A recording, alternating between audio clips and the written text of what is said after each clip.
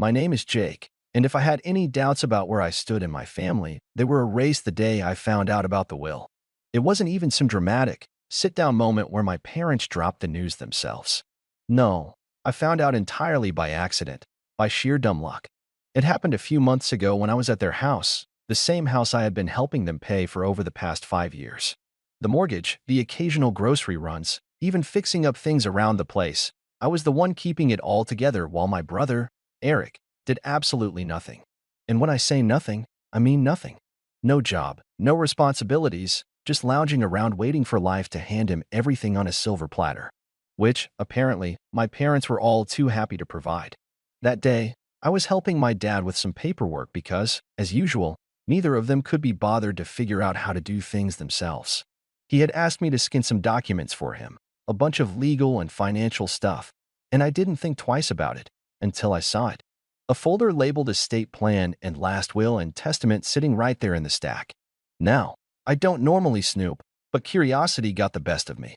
After all, I had been the one making sure they kept a roof over their heads. It wasn't exactly out of line to wonder how things were set up for the future. So I opened it. And that's when I saw the words that made my stomach drop. Everything, and I mean everything, was going to Eric. The house, their savings, their assets. Not a single mention of me, except for some generic line about loving both of their sons equally. Yeah, sure. Equally. That's why they made sure their golden child would inherit everything while the son actually keeping them afloat didn't even get a footnote. I felt like a fool. Here I was, bending over backward for them, making sure their bills got paid on time, making sure they never had to worry about food, while they sat back and planned for a future where I got absolutely nothing. And Eric? He wasn't just lazy, he was entitled. He never lifted a finger to help them, never contributed a dime, but he had somehow convinced them that he deserved it all. Maybe because he was the younger son, maybe because they just always babied him, maybe because he knew exactly how to manipulate them. Whatever the reason, they had made their choice. I sat there staring at the paper, my hands shaking from a mix of rage and betrayal. How long had they planned this?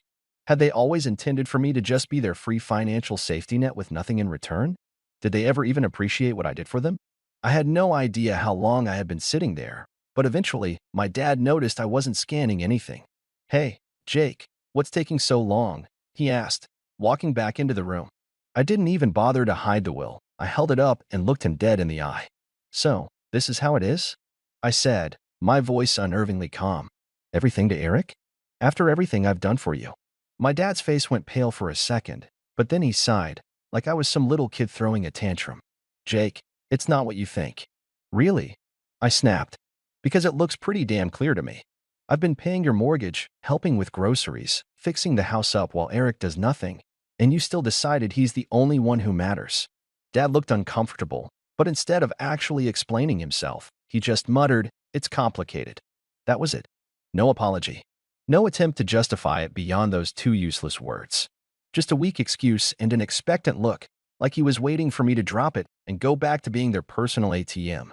I should have walked out right then and there, but I wanted to hear it from both of them. So I called out for my mom. When she came in and saw the will in my hands, her reaction wasn't much better. She at least had the decency to look guilty, but the words that came out of her mouth made my blood boil. "Jake, honey, you don't need the inheritance," she said gently, like she was doing me a favor. "You have a good job. You're independent. Eric, well, he struggles. We just want to make sure he's taken care of." That was the moment something inside me snapped. They weren't even denying it. They knew exactly what they were doing, and in their minds, it was completely justified.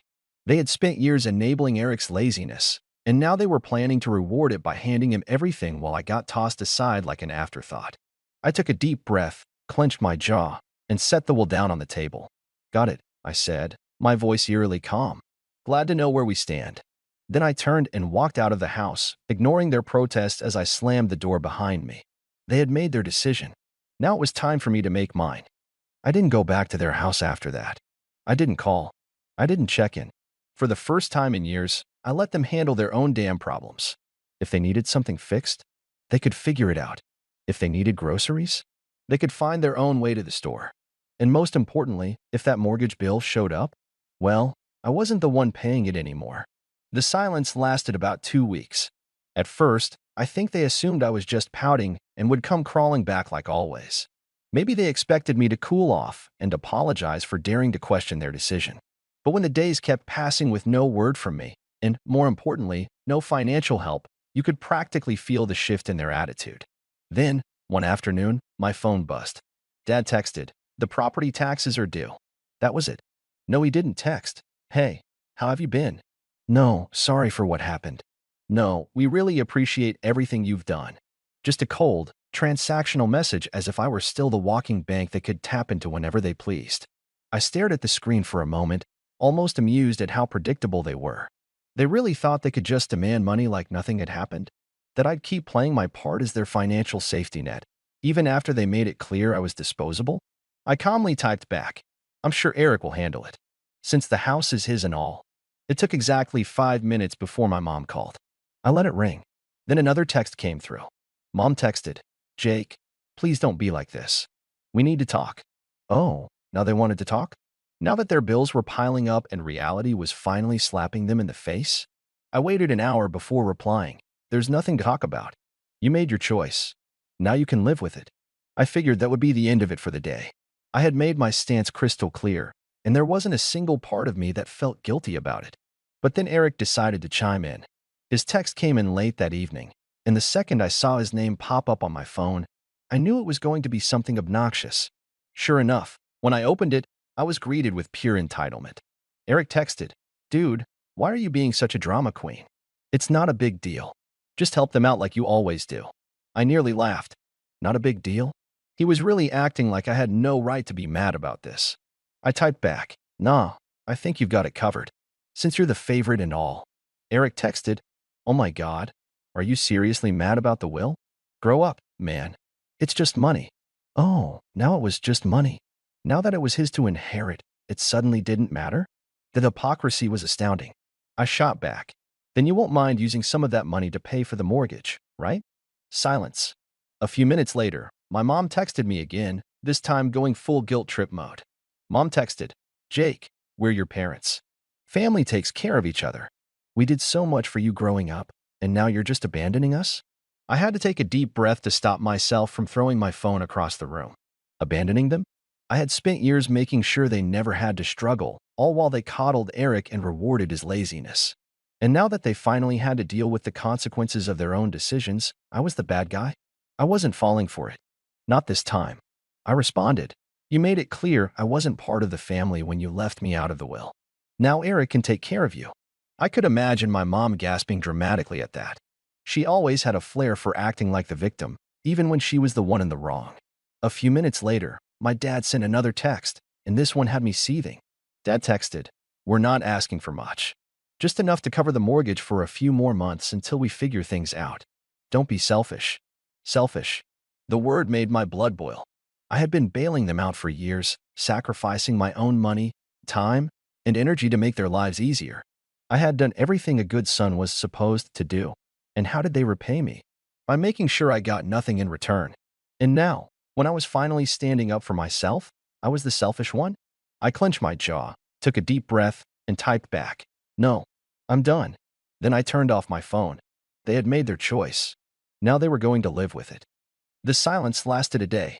I knew my parents wouldn't give up that easily, but I wasn't expecting what happened next. The next morning, I woke up to a notification on my phone, a bank transfer request. I frowned, unlocking my phone to check. It was from my mom. She had actually sent me a request for money, like I was some ATM. The amount? $3,500. I stared at it in disbelief, half laughing at the audacity. No message. No explanation. Just a cold, shameless demand for the exact amount they needed to cover their overdue mortgage. They weren't even asking anymore. They were just assuming I'd cave. I declined it without hesitation. Not even 5 minutes later, my phone rang. It was Mom. I let it ring. Then came another text. Mom texted, "Jake, I know you saw the request. Why did you decline it?" I took my time before replying, because it's not my responsibility. Try Eric. Another call. Declined. Then another text. Mom texted, "We're going to lose the house if you don't help us." Oh, now it was an emergency? After all those years of treating me like a walking wallet, now they were finally facing the consequences? I typed back, "Maybe you should have thought about that before deciding I didn't matter." A few seconds later, Dad chimed in. "Dad, You're really gonna let your parents become homeless? Wow, that one actually made me laugh out loud. The manipulation was so blatant it was almost funny. They weren't broke. They weren't about to be thrown on the streets. They just didn't want to dip into their own savings because they were so used to me covering everything. I ignored them for the rest of the day. That night, I got a text from Eric. Dude, just send them the money already. You're making this a bigger deal than it is. I clenched my jaw. This entitled little prick really thought he could lecture me? I typed back. You mean the same money you're inheriting? Why don't you send it? His response came fast. Eric texted, You know I don't have that kind of cash right now. Oh, so now it was about affordability? He was perfectly fine with me draining my accounts, but the second it was his turn, suddenly he had nothing to offer. I replied, Guess you better figure it out then, bro. You're the one they chose. No response. I went to bed feeling oddly at peace, like I had finally broken free from years of manipulation. But the next day, things escalated. I was at work when I got a call from my apartment's front desk. Hey, Jake, your parents are here? I nearly dropped my phone. What? She hesitated before adding, They're saying it's an emergency and that you won't answer their calls. Oh, my God. They showed up at my apartment just because I stopped paying their bills? I took a deep breath, pinching the bridge of my nose. Please don't let them up. I'm not expecting them. There was an awkward pause. They're being kind of pushy. I clenched my jaw. I don't care. They can leave. I hung up and immediately got a text from Mom. We're downstairs. Open the door. No question. No explanation. Just another demand. I didn't reply. Another text from Mom. Jake, we're not leaving until you talk to us. I exhaled sharply, standing up from my desk. They weren't going to back down. Fine. I was about to teach them a lesson they wouldn't forget. I grabbed my keys and stormed downstairs, my blood boiling. I wasn't scared. I was furious. The sheer audacity of these people to show up at my home, uninvited, demanding money like I was their personal ATM. Not even a phone call first. Not even a half-hearted apology. Just a full-on ambush. They really thought they could just corner me into submission like I was some naive kid. I yanked the door open, and there they were, Mom, Dad, and, of course, Eric, all standing in a tight little formation like they were about to stage a family intervention. Mom had her arms crossed, her classic disappointed mother look locked and loaded. Dad was standing stiff, hands in his pockets, his expression a mix of frustration and entitlement, like he couldn't believe I was actually making him do this in person. And Eric? The little leech had the nerve to look bored. Like this whole situation was just mildly inconvenient for him. Like he wasn't the reason any of this was happening. The moment Mom saw me, she went full theatrics. Jake. Finally. We need to talk. I leaned against the doorframe, arms crossed. No, you need to leave. She blinked, as if she physically couldn't comprehend what I just said. Excuse me. You heard me. My voice was calm, controlled, but firm. You don't get to just show up at my apartment demanding money. That's insane. Dad let out a sharp scoff. Are you really going to let us lose the house over a petty grudge? I let out a cold laugh. Petty grudge? Oh, you mean the one where you decided I was good enough to pay your bills but not good enough to be in your will? That grudge. Mom gasped, clutching her chest like I had just slapped her. Jake, that's not fair. We only did what we thought was best for the family. I tilted my head. Best for the family? You mean best for Eric. Just say it. Silence. A long, heavy silence. Eric, who had been weirdly quiet up until now, finally spoke up. Look, man, I don't even want to be involved in this. I didn't ask for anything. I turned to him, finally letting loose. No, you just sit back and take everything that's handed to you. You're 28 years old, Eric. Get a damn job. His face turned red. Dude, what the hell? I took a step closer. You heard me. You want to inherit the house? Start acting like a homeowner. You want to be the golden child? Start paying their damn bills. I'm done being your personal bank. Eric looked away, suddenly very interested in the pavement. Mom took a deep breath, recalibrating her guilt trip. Jake, he's your brother. I nodded. Yep, and I've supported him longer than you ever have. Dad's face darkened. You're being selfish. I laughed. A real, genuine laugh. Oh, that's rich coming from you. I gestured between them. You two decided that Eric deserved everything, and I deserved nothing. And now that it's time to pay the price for that choice, you're trying to manipulate me into fixing it for you. Not happening. Mom's voice sharpened. We thought you'd be mature about this. I raised an eyebrow. Mature? You mean quietly accept that I was betrayed and keep paying your bills? Because let's be real, that's what you wanted. Dad stepped forward, trying to loom over me like he used to when I was a kid. Jake, we raised you. We fed you, clothed you, gave you everything. The least you can do is help us now. I looked him dead in the eye. I already did. For years. And you repaid me by cutting me out. Mom's lip trembled. We thought you'd understand. I exhaled, shaking my head. Oh, I understand perfectly. I understand that I was never family to you, just a paycheck. Silence again. A suffocating, undeniable silence. I turned to Eric, who was still pretending to be invisible. And you? What's your excuse? You had years to grow up, to get your life together, to contribute. But you didn't. Because you knew they'd take care of you. And when they're gone, you just expected me to step in, huh? Eric finally snapped. What do you want me to say, man? I didn't ask for this. I nodded slowly. Right. You didn't ask. You just benefited. His mouth opened, then closed. Nothing. He had nothing. Mom tried one last guilt trip. Jake, we're family. Family takes care of each other. I stared at her for a long moment before answering exactly. So why didn't you take care of me? She froze. No words. No comeback. Nothing. I let out a slow breath, feeling lighter than I had in years. We're done here.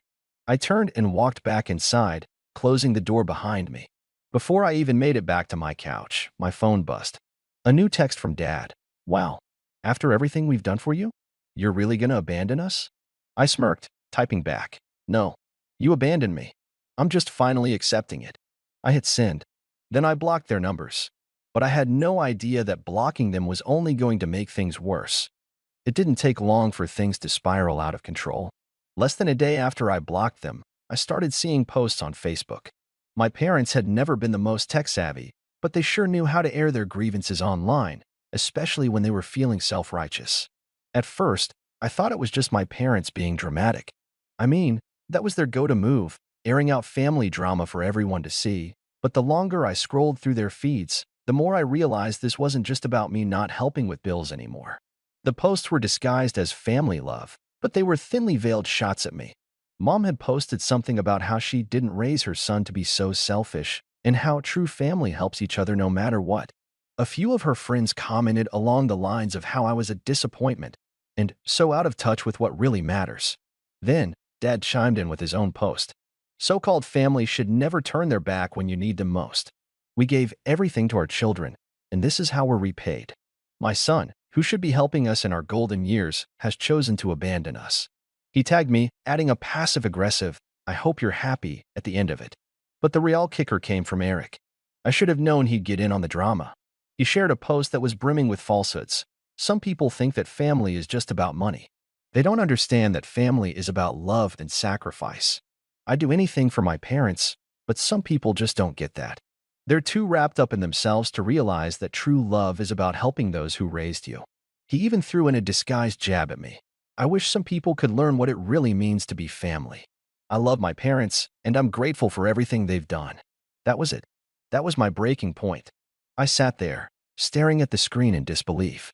How had it gotten to this point? They'd turned this entire situation around, made me the villain, the selfish son who wasn't willing to support his sacrificial parents. The son who didn't appreciate all the love they gave me over the years. How could they? I had always been the one who worked hard, the one who contributed, the one who never complained. I had to swallow the fact that, somehow, they had convinced themselves they were in the right, and now they were telling everyone that I was the problem. I didn't want to react immediately. I took a step back, collected my thoughts, and waited for a few hours. I wanted to make sure I didn't just rush into something out of anger, but the more I thought about it, the more I realized that I couldn't let them get away with this. If they were going to drag my name through the mud, I was going to set the record straight. So I pulled out my phone, and I started typing.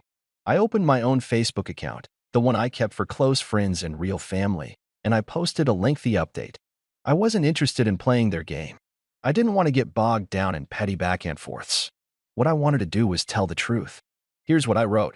I know I've been quiet for the past couple of days, but I can't stay quiet any longer. My family has been sharing a lot of things online about me that are simply not true. They've portrayed me as the villain, the selfish one who refuses to help my parents in their time of need. I'm here to set the record straight. I've always helped my family. From the moment I could get a job, I've been the one helping with bills, paying for groceries and supporting them in every way I could. But there comes a point where you can't keep giving without being respected. Over the years, I've watched my parents favor Eric, giving him everything: the house, the money, the attention. Meanwhile, I was expected to just keep giving, without ever being considered as equal.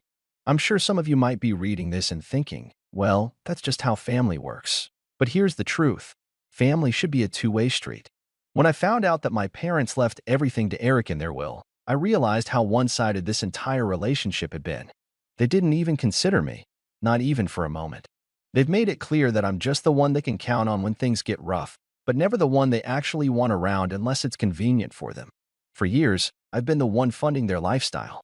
I've paid for vacations, chipped in for bills, and even helped out with things like the house taxes. And for what? To be treated like a backup plan? I'm done. I'm not just some wallet they can pull money from whenever they need it. I'm a human being, and I deserve respect.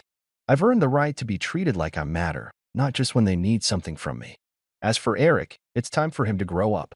He's 28 years old, and he's never worked a day in his life. He's never taken responsibility for anything. My parents have enabled him for so long that it's no surprise he's the one they favor. But here's the thing. He's had plenty of time to get his life together. And now, it's time for him to stand on his own 2 feet. To everyone who has been following this drama and supporting my parents, you need to understand that there's always 2 sides to every story. Yes, family is important, but it's also about mutual respect. I've given enough for a lifetime, and I'm not apologizing for taking a step back. This is not me turning my back on family. This is me finally choosing myself. And to my parents, I wish you the best, but I am done being your doormat. I hit post, and instantly, I felt a sense of relief. For the first time in my life, I was telling the world the truth about my family, about how they had taken advantage of me for years, how they had always expected me to be the one to save them, without ever once thinking about what I needed. I wasn't going to let their narrative control my life anymore. The reactions were instant. Some people, who I hadn't talked to in years, came forward to express their support. A few of my cousins, friends of my parents, even some distant relatives liked the post, sending me private messages telling me they were sorry for what I had been through. It felt so freeing to finally have the truth out there, not buried under guilt trips and manipulative behavior. But then came the backlash. My parents and Eric went ballistic. Eric messaged me, "You're a traitor. You really had to air all our business out like this? You have no respect for family." Dad called me, practically yelling into the phone, "You've ruined everything, Jake. You'll regret this. You'll regret cutting us off. You'll regret turning your back on your own family." But I didn't regret it. Not for a second. I blocked them all. I was done. And for the first time in my life, I was free. Free from the toxic grip they'd had on me for so long. As the days passed, I could feel the weight lifting off my shoulders. I was done with being treated as less than. I was done with being the one who was always expected to fix everyone else's problems. And now, I finally had the freedom to live my own life on my terms. So, no, I don't feel bad for cutting them off. I deserved better. I still do. And from now on, I'm choosing to surround myself with people who appreciate me for who I am, not for what I can give them. It's time for me to move forward, for good. And I will. Let me know your thoughts in the comments below.